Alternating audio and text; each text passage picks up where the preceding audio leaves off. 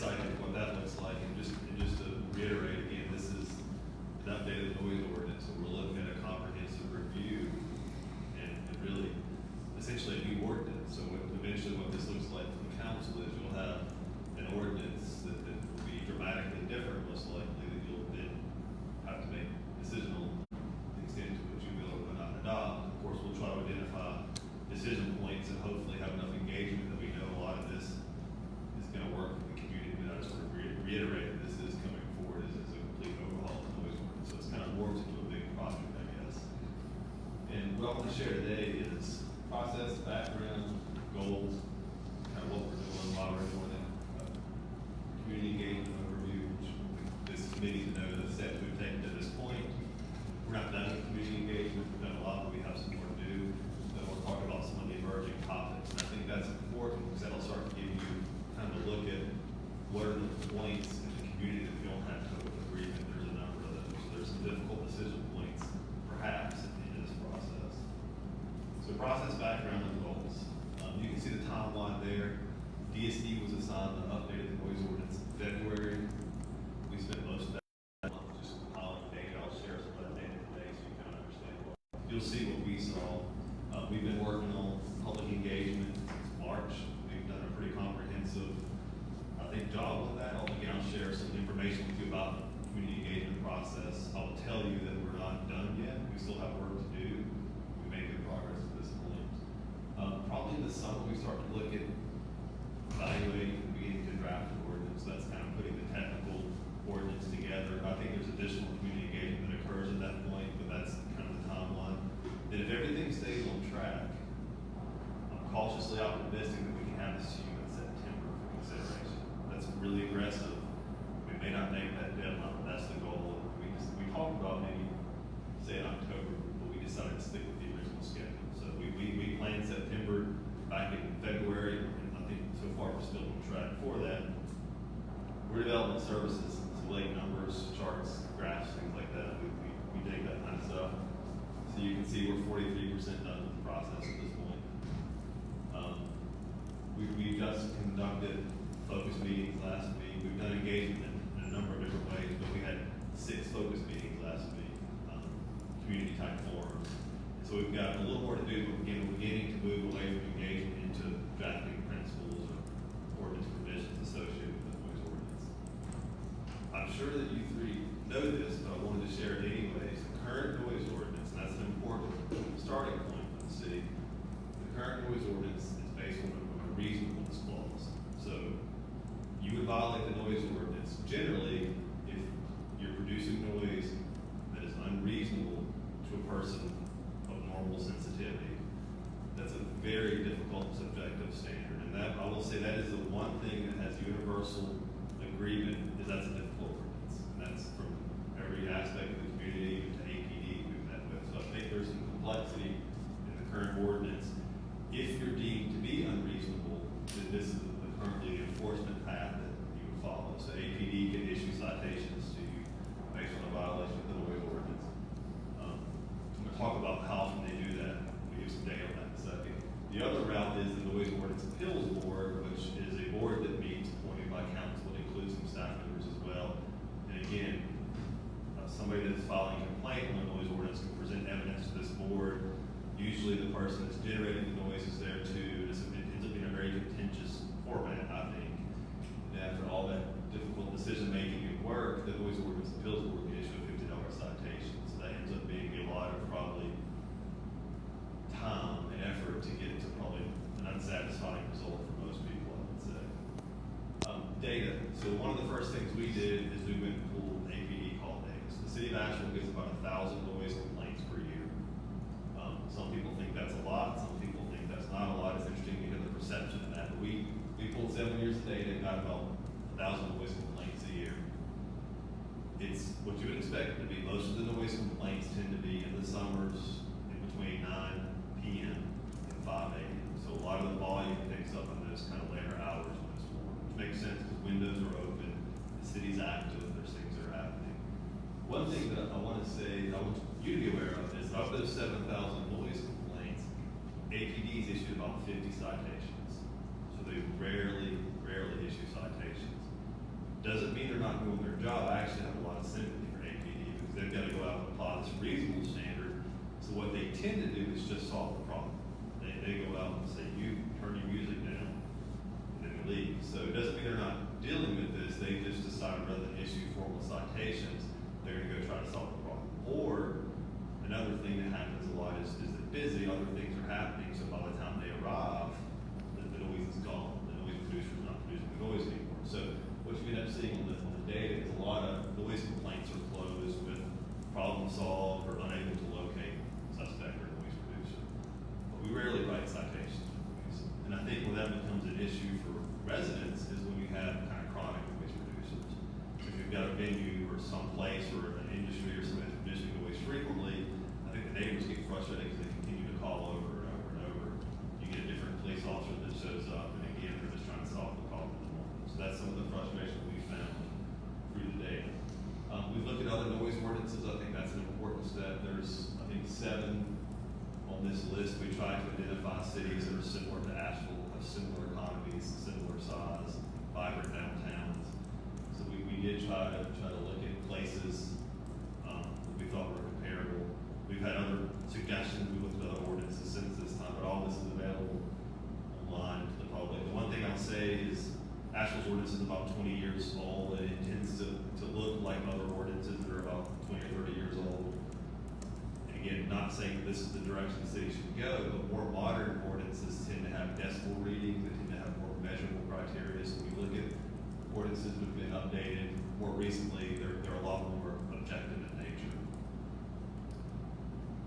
One of the things we did as a staff to guide ourselves, and I think this is important, I share this at every meeting, in February we sat down and developed guiding principles for us. We said, what are the things that we're going to stay true to as a staff throughout this process? We're going to share this with the community.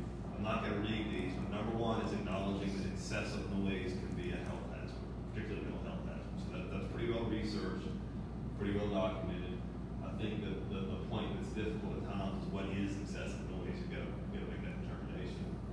We think the community has a right to an environment free from excessive noise, free from noise that diminishes their quality of life, their property values. We do think that's a guiding principle, something that we try to acknowledge to residents and people that participate as well as businesses. The other thing that we committed to is making sure that we're using equity as a lens to evaluate this criteria. So what that means is as we move through this process, are we touching everybody that's impacted by noise ordinance? And everybody's impacted by it. Are we making sure that we're not making recommendations or policy decisions that have unintended impacts? So we want to make sure that we are thoughtful about anything we do or any decisions we make or recommendations we make in this process. Balance. So we always like to say too that part of this is balance. How do we make sure that the business community, employment generators, residents, how do we find balance in those competing interests? We've been very upfront about that. We think Asheville is vibrant. There's a lot of amazing things that happen here. There's art, there's music, there's culture. So again, we have to make sure that we're finding balance and we're not doing something that harms the economic viability of the city either. And then finally, the big important thing for us is, and I think the community in APD is on the end of this, let's have a good ordinance. Let's have an ordinance that's clear, understandable, and enforceable. So our goals, real briefly, is number one is to include everybody that has a stake in this, which is the entire city, and make sure that we identify their needs and their issues and begin to prioritize those. So trying to figure out where is their agreement, where is there not. Balance. Like I said, we want to make sure that we don't have unintended economic impacts with the noise ordinance. And then finally have something that's enforceable. And I think the city's role, the city staff's role, is to engage all the stakeholders, to identify those difficult decision points, and then to develop a manner that we can effectively enforce the noise ordinance. And I think that's the recommendation we're going to bring back to this committee and the city council. Any questions on process? Community engagement. It's been something that has been a fascinating journey for us. We've been working on this since March. We have had a lot of meetings. And real quickly, Chris Collins, Claire Richardson, Haley Mahoney, there's some folks back in the back that I want to recognize. They actually do the hard work. They're the ones that are out here setting these meetings up and making things happen. So we've got a really great team working on this. We've got surveys, we've got an app for that. dig a little deeper and let you see what we've been able to do with that. So first of all, and this was a point in time, this is maybe 2 weeks ago, about 2 weeks ago, we had more than 1,000 online survey responses. We've distributed more than 250 paper surveys. The online and the paper survey are both in Spanish and English. When we've distributed those paper surveys, we've actually tried to be strategic with that. We'll talk about that a little more in a second. But we're not just blanketing paper surveys all over the city. We're trying to put paper surveys in places where we're having, where we don't have a lot of engagement. So places where no, we're not getting participation, we're not hearing from people, we try to be a little targeted with how we do the paper surveys. And of course, the paper surveys reference people back to the online survey, so maybe you just see the paper survey and go ahead and do it online. We've had more than 150 uses of the Noise Score app, which is an app that allows you to measure a decibel level and then enter information about your perception of that. That's a relationship we've established with Boston University's Community Noise Lab. And then we've had more than 20 meetings with neighborhood associations and business groups. That's everybody from the Coalition of Asheville Neighborhoods to the Asheville Independent Restaurant Association. We've had the Chamber of Commerce, we've had music venues, we've had meetings with buskers. We've had a lot of meetings through this process. And there's a little summary. Those are really the formal meetings that you'll see there, and that gets close to 20. There's 2 other I'll talk about in a second, but I'm not going to read those, but you can see we've been pretty balanced. We've tried to make sure we're having an equivalent number of residential meetings as we are business meetings. And in the business meetings, just to clarify, we've kind of divided that. We've had one focus area on restaurants and businesses and bars, entertainment venues. And then we've had another focus area on construction contractors, industry, waste haulers, people that are more kind of industrial oriented. But we've done some other things beyond those, and I would say that having the community meetings is probably traditional community engagement. We've tried to step beyond that a little bit. We have contacted and had actually really good participation from the homeless population, which has been really enlightening to me, because you would assume that perhaps homeless people don't have noise issues, but some don't, but a lot do. So that's been an interesting journey for us. We've worked with the equity office to create an equity analysis. So what we've done is we've looked at where we've had participation to this point. We've looked at known noise producers. So what are things in the city we know that make noise? Some industry, roads, things of that nature. And then we've overlaid socioeconomic data on top of that. So what we've been able to identify, where are neighborhoods that we feel pretty strongly are impacted by noise, but to the best of our knowledge have not participated to this point. And so we've actually made efforts. We've identified 9 areas, and we've tried to make strong efforts to work into those 9 areas, contact people in those neighborhoods. We've tried to distribute paper surveys in churches and community centers in those areas. We've tried to be strategic in terms of the next level of public engagement to make sure we're giving everybody at least the opportunity to participate. We can't make people participate, but we wouldn't let them make that choice. We were able to work with La Noticia, the Spanish language newspaper, and get some information. They actually covered this effort and gave us some information about how to participate in that. We've had a lot of meetings with the Coalition of Asheville Neighborhoods. That's been an important contact for us, because what we've been able to do is work with that group directly, and they have a pretty good reach in the city of Asheville. So we've been able to connect with them, and there are people in Asheville that have a strong interest in this and really want to kind of participate at a deeper level. They want to do more than just show up at a meeting. So the Coalition of Asheville Neighborhoods has been organizing facilitated content meetings. So that means there are people that are actually working through this process and are making recommendations back to the city staff and the city council. So I feel like we should have a pretty productive set of recommendations from a lot of our community groups that are fairly organized around this issue. That's been a good relationship for us. We're going to spend the next 2 or 3 weeks trying to find those blind spots. We're still trying to find where are areas we've yet to get participation that we need to. And so one that actually Councilman Haynes connected me with was some of the local Asheville musicians and sound production professionals. So we met with a lot of the venue owners, but we haven't actually sat down with people that make the music, for example, and make a living off of that. So we've got a meeting in the works with that group. Credit to the staff, they have literally sent hundreds of emails and phone calls directly to neighborhoods, businesses. We try to make sure that You may not participate, but we want to make sure that you're aware of the issue, we have the opportunity to.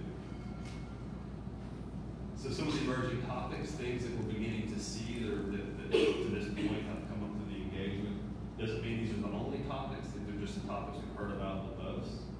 The Noise Score app is a good way to create a spatial location of noise issues. So just like the APD data showed you, and as you would expect, most of the noise complaints that we can document tend to come from the downtown area. Makes sense, that's where people live, work, and play. There's businesses, there's close proximity, there's denser uses. And I think if you pull that data out of that chart there, what you would see, what we expect is most people that are participating and providing information about noise complaints usually live in close proximity to a noise producer. Nothing really surprising. The survey, there are some questions that you can choose, kind of predetermined questions that you can rate is car noise, for example, significantly, moderately, or not disruptive. It's interesting that people that take the survey, we've got more than 1,000 of those, and they choose the multiple choice question, which is the easiest way to take the survey. When you collate that data, what you tend to see are things like mufflers, car horns, barking dogs, emergency sirens. You'd be surprised how much people are frustrated about emergency sirens, road traffic, construction. One thing I would kind of caution this committee to put out there is those 5 things, those top 5 that come in the multiple choice survey, they tend to be the most difficult to address, actually. So quite frankly, realistic, I'd say this, we can't bury 26. We can't afford to put sound walls open down 26 either. So some of these issues that come up on multiple choice, we're not going to turn the sirens off ambulances. So some of these are actually very difficult for the city. And quite frankly, there may be other ways to address those outside of the noise ordinance. Just because, if trains make noise, the noise ordinance may not be the best way to address that.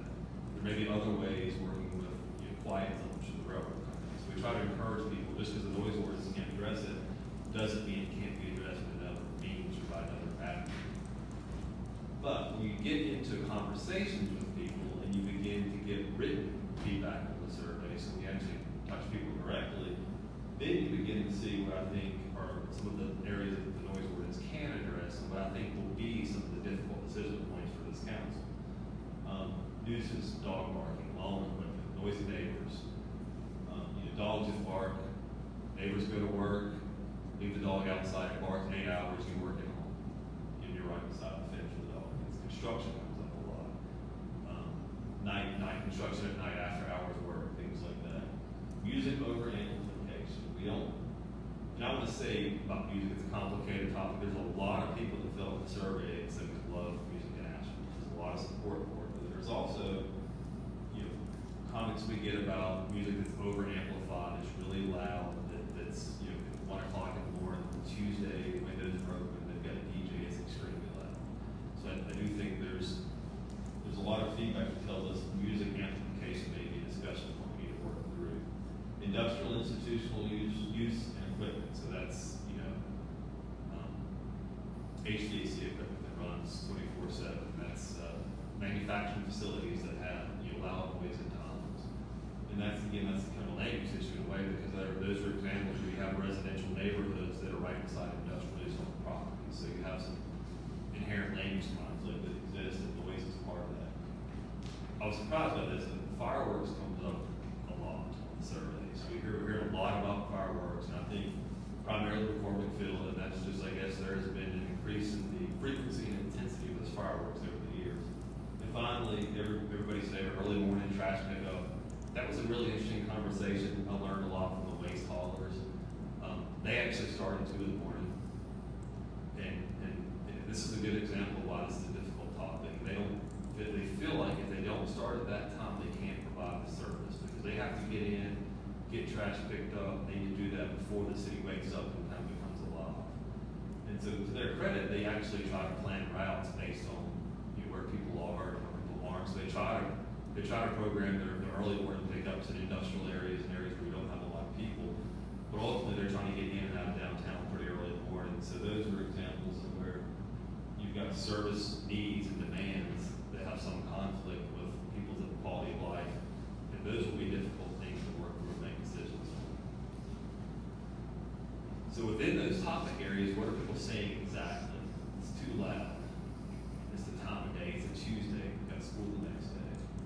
It's every day of the week. It's 4 times a week, whatever it may be. People are projecting sound into public spaces at unusual hours.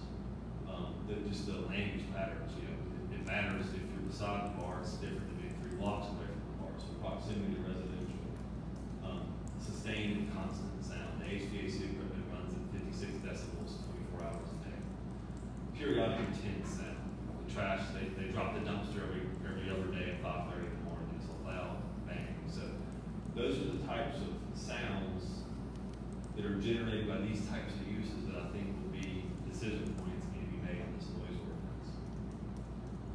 So all of this forums we wanted to share a couple of takeaways as we met with when we talk about industrial, institutional groups, businesses, and then residents. I want you to see we had these meetings, we try to get people to summarize.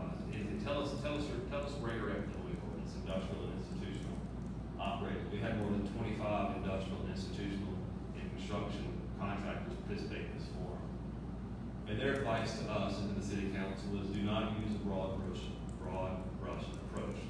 The city's unique and different areas operate differently. Develop measures that can be applied in specific contexts. Again, that's the thought that maybe things that happen in an industrially zoned area might be a little different than things that happen in a residentially zoned area. Be more strategic. Develop both quantitative and qualitative measures. I found the industrial folks like things that are measurable. They're like PSC, we like numbers and things. We follow rules. So they want to see more objective, quantifiable measures. And then a big thing in that group with institutional industry was consider pre-existing issues. That's very difficult to do, but I understand that because if you've had a manufacturing facility in a location for 40 years and a residential development is built beside that, that's a difficult situation. Again, those residents are entitled to quality of life, but at the same time, we're discussing land use conflict that's got to be worked through. The business noise forum, again, we had more than, as the Chamber of Commerce, we had more than 50 participants in that, and we targeted, kind of umbrella groups like AIR and the Chamber and the Brewers Alliance. So we had 50, which was a significant turnout. A lot of those individuals represent groups of people. And some of their takeaways were balance. Acknowledge that areas are rapidly changing. You've got mixed land uses. Give appropriate weight to receive input. So we need to make decisions based on the collective input, maybe not just 1 or 2 individual experiences. Consider cultural and economic impacts. Everyone benefits from Asheville's vibrancy. Again, if we make a rule, let's really think through the unintended outcomes of that rule and even consider economic impacts. Take advantage of community-based expertise. There are a lot of people that know a lot about noise in this community, a lot more than me. I'll be the first to admit that. There are people in businesses that do this for a living and understand decibels. Have a few feedback loops. I had a really good conversation with one business owner that there's complaints that we receive about the business owner, but the business owner doesn't know who's complaining, so they never get to have a conversation. And this one particular owner told me if I knew I want to be a good business and a good neighbor, I would actually be willing to probably make changes to address that. So one of the underlying things that we've thought about in PSD is how do we create more direct community-based feedback loops. Perhaps problems can be solved for the city, which would be ideal. Look for solutions, share responsibilities, and then kind of avoiding adverse conflicts or adverse situations. Like basically having an ordinance that doesn't immediately move us towards a conflict with a business and a group of residents. There are ways to avoid that adversarial relationship. Not always, but maybe there are some strategies. In the residents' noise forum, this is what we hear from the residents, is there are mental health impacts of noise. The way it was described to me that I think is a good example is if you had to listen to something that was 55 decibels, which is reasonably loud, and you had to listen to it 24/7, it's bothersome, but it becomes even more bothersome when you know you can't control that. Like you have no ability to influence that thing that's bothering you. So that was a good example from one of our residents. Prioritize consistent APD enforcement and training. That was a big comment we've gotten. And again, I always defend APD because I think they're working around the ordinance they have, but I think people want to see more consistency among APD and how they approach noise. Consider technical solutions for improved communication and reporting. That's just the concept of how do you address noise, how do you mitigate noise. Provide clear guidelines to special event permit holders. What are the city's expectations if you're going to have an event? When does it end? What are the parameters in which you operate? make permit holders accountable. Residents have a lot of conversation about accountability in this. They don't feel like there's a lot of accountability around these ordinances. I thought this was a good idea too, is in terms of construction and if there are things that are being built we know have potential conflict down the road, try to address those really early. So when DSD is talking about construction, let's talk about noise for a music venue when it's being built, not 10 years after it's built. So that's being proactive at the city level. And then enforcement violations with teeth. So next steps. We're wrapping up engagement, but one of the things that we know we have to do for a few more weeks is targeted. I mentioned this, but I'll say it again. We want to make sure that we understand what the gaps in engagement are, and we take one last chance or one last push to get out in those areas and make sure we give people an opportunity to participate. So we want to kind of get all the information and data, map it, see where we're getting participation, see where we're not, and then making another effort to reach those communities or businesses or whatever it may be. Probably in late June, we're going to start to summarize some of these findings, start to compile some best practices, begin to think about what an ordinance may look like. I don't think we come straight out of an ordinance. I think we identify here are topic areas, here are ways that those topics can be addressed. I would say an intermediate step is, once that's done, is to go back to these stakeholders and say, hey, we heard you, we developed this, did we get it right? Where are the areas we still don't have agreement? Again, see if we can work through that as much as reasonably possible before we actually bring this body an ordinance. And I would like to think that we bring this body an ordinance, we can say, these 22 things are solved, we've got these 3 left we gotta figure out. And here are some recommendations and some comments around those 3 topic areas. So then you'll be in a position, hopefully, to make a good decision that benefits the entire community as much as possible. That's a long presentation, so. I see the Asheville Police Department being a strong stakeholder. Have we surveyed them to get feedback on the experience and they respond to the ways? We've had about 5 meetings with APD. We initially started meeting with sergeants and lieutenants, the folks that are actually on the ground level doing this. Earlier this week, actually, I went and met with the chiefs and kind of gave that senior leadership group an update. To this point, they've been I'd say more in listening mode, but they have given us some feedback about the difficulty of the current ordinance. But we do have them engaged, and I recognize that they have to be able and willing to enforce anything that we produce or recommend. And no recommendations? No, they've been more in listening, but I think APD, I think they want more objective criteria, so they want, I think from their perspective, if the noise ordinance said 70 decibels, whatever it may say, I think they feel like there's times when maybe there's a complaint and they can say, I know you're frustrated, but this business is at 68 decibels. So I mean, they actually kind of see a way that it's objective. It may de-escalate some of the conflict they have to go through. I think there's some objective criteria, but I think there's some, not concern, I think there also though is a reality that if we start adding noise meters, complexity, so there's training, resource, and staffing concerns, I think that I would argue there's some thought process around that maybe. I don't really want to speak for it, but I can tell, we need to be aware of the impact of that department. The more complexity we add is for them.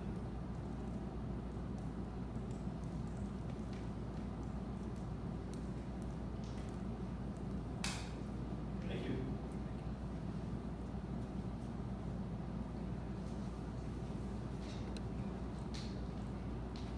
If there's anyone here that would like to make public comment while we're on the noise ordinance, welcome to do so at this time.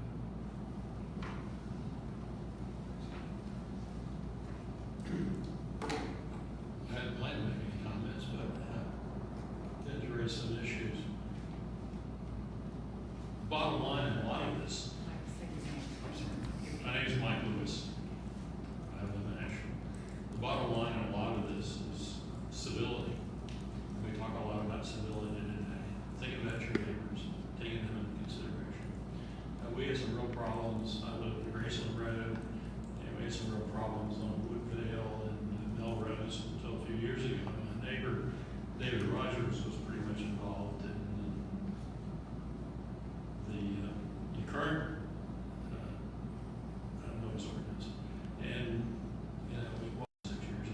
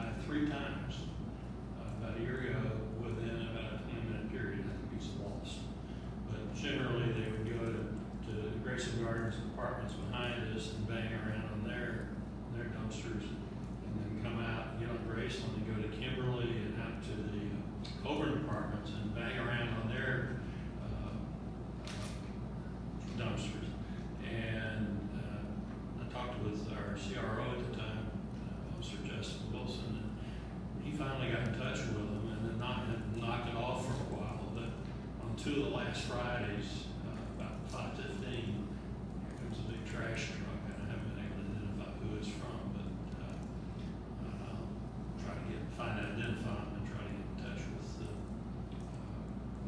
our new CRO.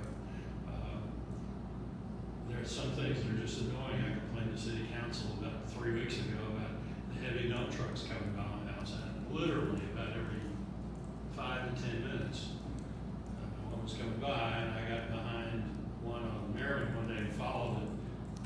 They were over working on the paving, spending our bond money, which putting our bond money to good use over on South Griffin and Griffin Circle. And you can't get rid of that kind of stuff.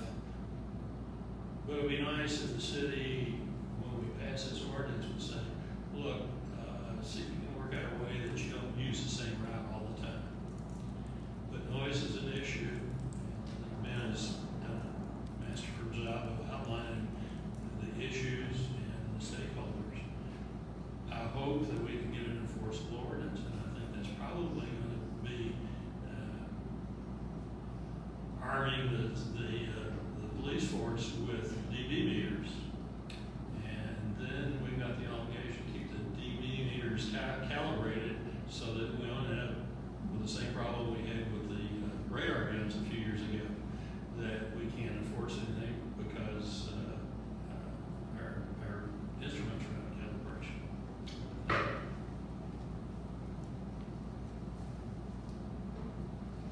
Anyone else?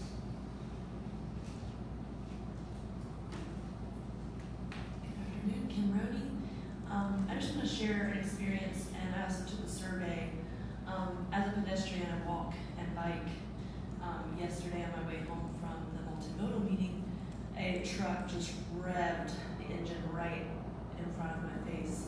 And it made me think of the survey and how the sound of exhaust, which turned out is around 95 to 100 decibels, and mufflers, is the thing that bugs me the most. But music in a car is in the same part of the survey. And the kinds of music that we prefer and like are going to be less obnoxious to us than the ones that we don't like. I listen to lots of different kinds of music. I'm not going to get into that right now. But I just don't think that should be in the same part of the survey, so that's a big issue for me. So thank you for your consideration.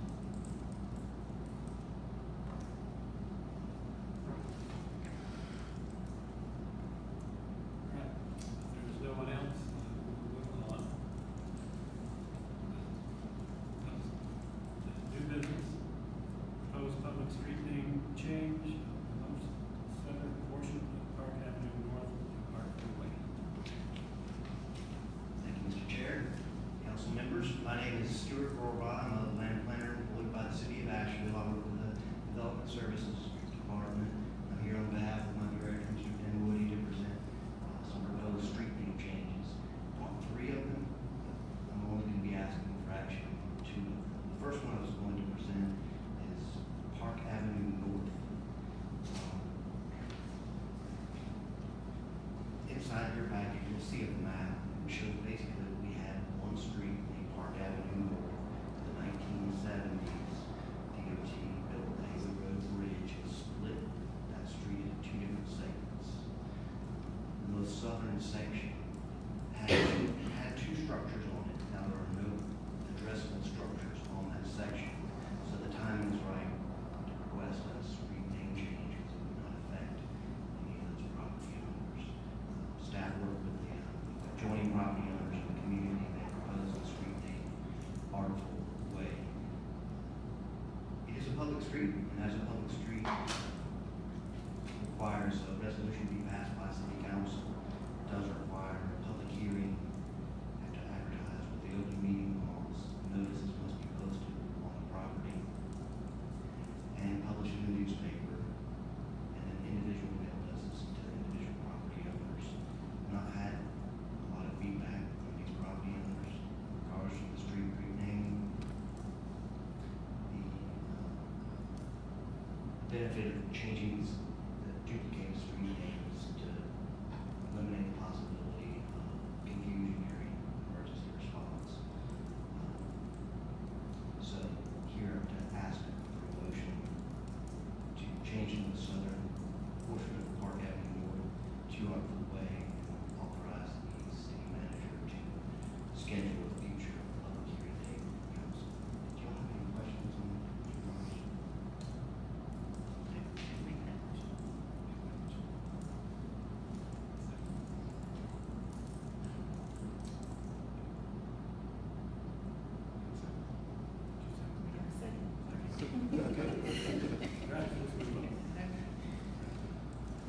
B, proposed public street name change of Wilbar Avenue to Lee Garden Lane.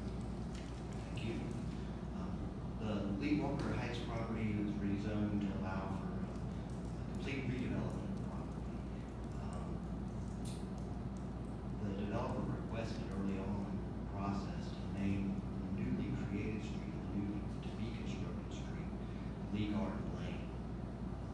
There's a small portion of the existing street named Wilbar that's actually a public street right where it connects to Cox Avenue. So inside your agenda packet, you have a map that shows about a 150-foot section of Wilbar Avenue is public. Since it is public, it would require city council action to officially rename that portion of the street from Wilbar Avenue to Lee Garden Lane.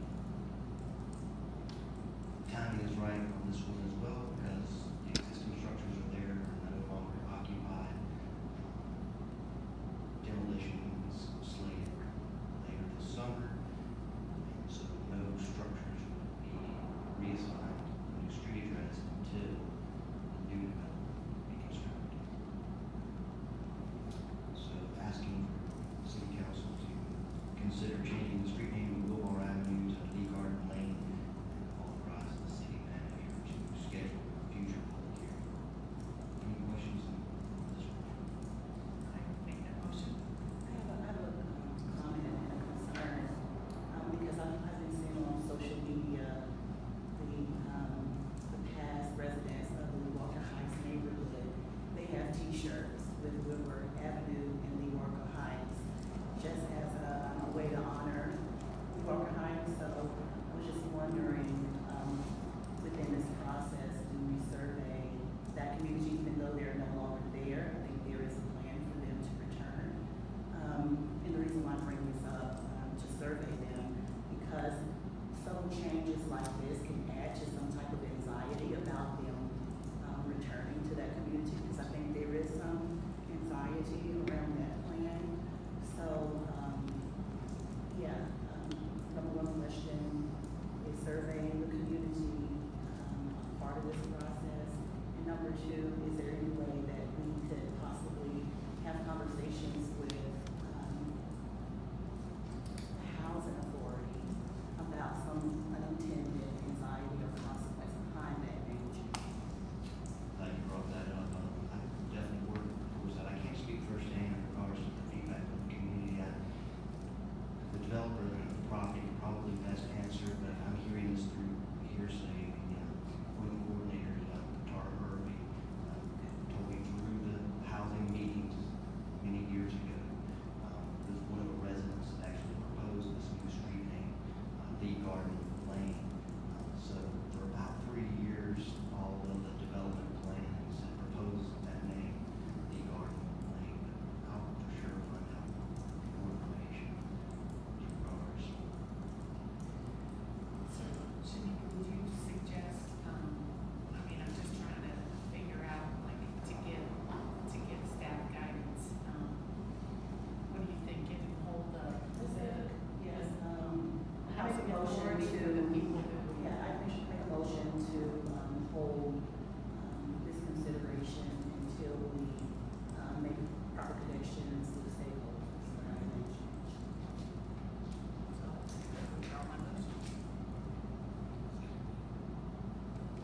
Oh, yes, but you don't need to, if it doesn't. It certainly gives me enough direction to come back at another time. I will tell you, and I failed to tell you, inside your agenda packet, you do have a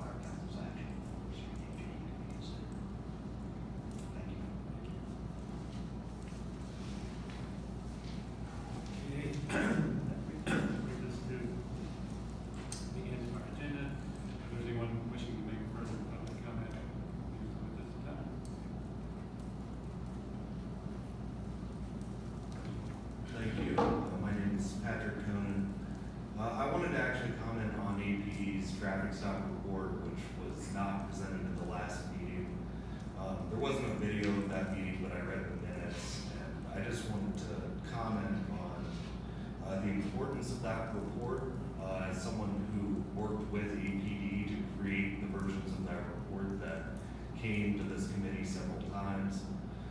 I'm still not entirely clear from the minutes why that report stopped being provided, but I think that council, I saw from your comments that you did encourage APD to provide us separate that data.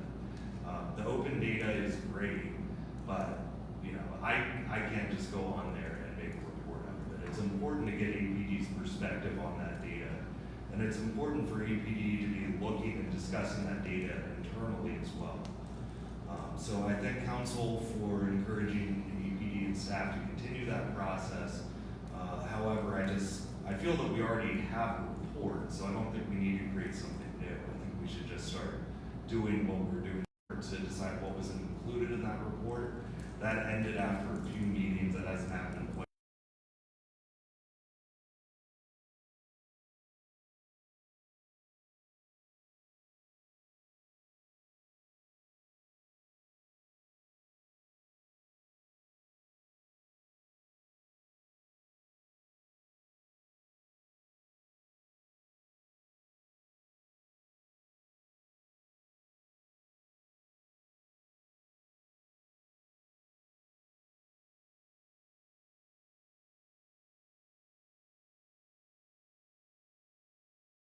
Under which consent can be requested and deprioritizing regulatory stops. I understand that a draft policy on written consent has been provided to the city manager's office, but a site I help operate called Sunshine Request has asked for that. It's taken 6 weeks and we can't see it. The other policies, I have no idea where they are in the process. So, from a citizen's perspective, I feel like this committee really has to provide some accountability around those policies, especially as we hire a new chief. And I would encourage this committee to consider requesting monthly updates on each one of those policies so the public knows where we are. It seems like with traffic stops in general, we keep talking about it, but then we don't know where we are. So I just encourage this committee to fill that role. Thank you.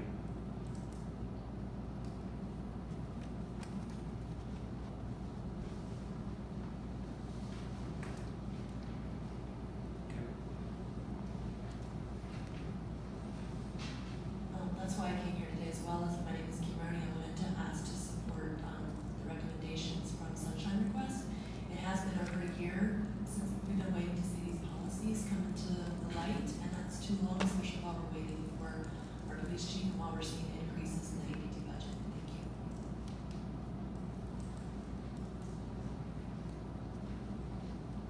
My name is Brandon Pickens, and since when I'm saying about APD, and law enforcement is handled in Asheville. I'm a resident of this county. I've had problems with law enforcement pretty much entirely my whole life, preferably with dealing with harassment. I'm not perfect. I have done time for stuff that I regret doing, but I've done my time. I'm back in the community, like even now, I'm a full-time student at ABT. I got personal goals that I'm trying to accomplish to reenter myself in society. But it's like, I get a lot of anxiety with myself. I already have mental health problems as it is. I'm actually classified as a disabled student. But, I haven't even been out a year, and it's like I continue to get harassed by all police officers. It seems like every time that I try to go about doing stuff the right way, I go file a complaint on the officer. Because for one, I do have constitutional rights. And then two is just, like they said, it's certain policies and stuff that they gotta abide by when they out the police people. And it's like when they come to these urban communities, like where people like where I come from, it's like they overstep their boundaries. And it's like I said, I filed complaints like on several occasions, like even with the situation, I don't even know if you heard about the situation that happened on Smoky Pork. I wasn't wasn't even out a whole month. I wasn't doing nothing wrong.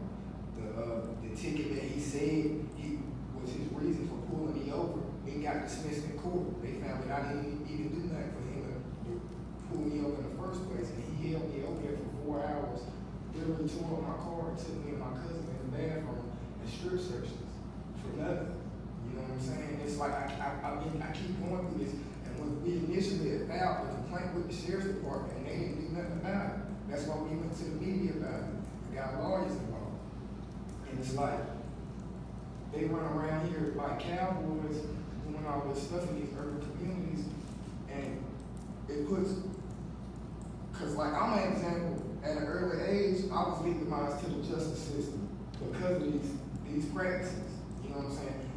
And I do hold a lot of resentment towards the police department and how they do that stuff. But I moved on. Like I said, I moved on. I'm trying to do what I can. I got 2 kids now. I'm 34. I'm not getting any younger.